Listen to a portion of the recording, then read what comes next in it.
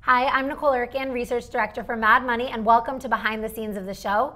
I'm here with Jim Cramer, and we're talking Spirit Airlines and the airline space as a whole. Now, Jim, the airlines are weak today. Yes. We've seen a lot of strength in them, to the surprise of many, and many kudos to the Mad Money call. Thank you. But we are still positive on the space, and Spirit Airlines CEO came on Mad Money last night.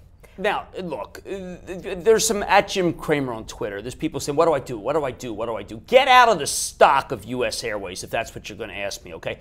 I mean, I've been in this game for a long time. And what happens is when you have these people, what do I do? What do I do? Because the stock's down 80 cents. They're going to be sellers if it goes to 15. I mean, you know, look, understand stocks don't go to the sky. Now, Spirit's been amazing, simple save, because they're anti the trappings of the big airlines. They basically said, you know, charge you for everything, because everything that knocks down their gross margins, they don't want. In return, you get a really cheap ticket. U.S. Airways is a story that has to do with the consummation of the deal with AMR.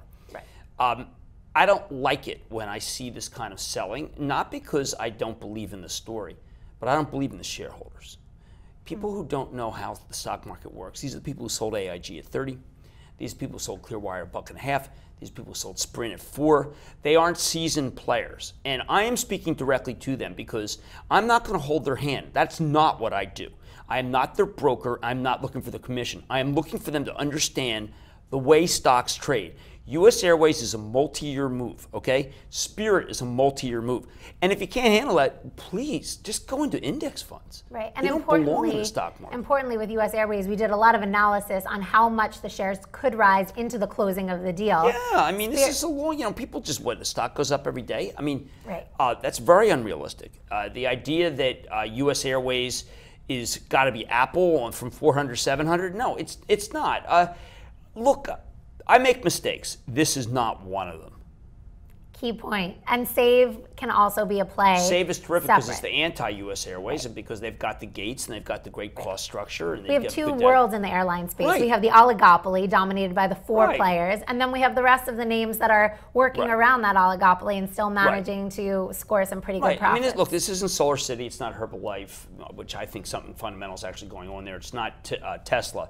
It's a story about a multi-year move in profitability for the airlines, and I don't want any hot money in it. It's like, Radian, okay? Radian has hit my price. You know, Radian's really been an incredible horse, and I think Genworth represents more value than Radian.